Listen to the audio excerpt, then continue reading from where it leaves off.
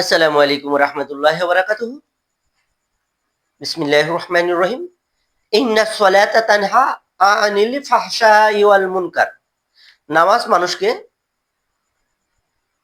অশ্লীল কাজ থেকে বিরত রাখে, পাপাচার থেকে বিরত রাখে। তা আমি আপনি নামাজ পড়ে কেন পাপাচার থেকে বিরত থাকতে পারছি না? নামাজ নামাজের মতো পড়তে পারছি না। নবীজি যে নামাজ শিক্ষা দিয়েছিলেন সাহাবাদের, সেই নামাজ আমরা পড়তে পারছি না। কারণ আমাদের দুনিয়া হলো মুখের ভিতরে, পেটের ভিতরে, দিলের ভিতরে, আর নামাজ হলো আমার ঠোঁটের ভিতরে।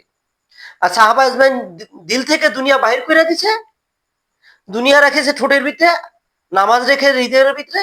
সেই কারণে এই নামাজের মধ্যে সকল কিছু ফায়সালা করেছে। আমার নামাজই হচ্ছে না। নামাজ পড়ে আইসা দেখেন রিস্কাওয়ালার সঙ্গে আমি কিরকম আচরণ করি, অটোওয়ালার সঙ্গে কিরকম আচরণ করি, ফলপট্টি দেয় এটা কত রে ওটা কত রে, কত রকম। মানে আমার কথার স্টাইলই অন্যরকম। আর একটা অফিসে যান, কোর্টে যান, কত সুন্দর আচরণ, সোনার পুতুল, আমার মতো ভদ্র আর নাই ভাই। সেই জন্য ভাই, আমি নামাজ পড়িয়া যেদিন দেখবো আমার মুখে কোনো মিথ্যা কথা আসে না, রিস্কাওয়ালাকে সুন্দর বলে আপ্যায়ন করতেছি, ভালোবাসা দিতেছি, অটোওয়ালার সঙ্গে ভালো আচরণ করতেছি, ওই উকিলের সঙ্গে যেভাবে কথা বলতেছি, ম্যাজিস্ট্রেটের সঙ্গে যেভাবে কথা বলতেছি, এই এলাকার মধ্যে যত মানুষ আর সবার সঙ্গে ওইরকম আমি আচরণ করতে পারতেছি, তখন আমি বুঝতে পারবো যে আমার নামাজ কিছুটা সাহাবা আজমাইনদের কিছুটা কাছাকাছি যাচ্ছে।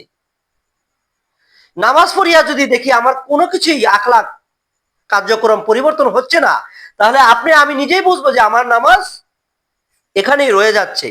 ফেরেশতারা আল্লাহ জাল্লা শানহুর কাছে হাসতে হাসতে নিয়ে যাচ্ছে না। সেই জন্য আল্লাহ জাল্লা শানহু আমাদেরকে সঠিকভাবে নামাজ আদায় করার তৌফিক দান করুক। আসসালামু আলাইকুম।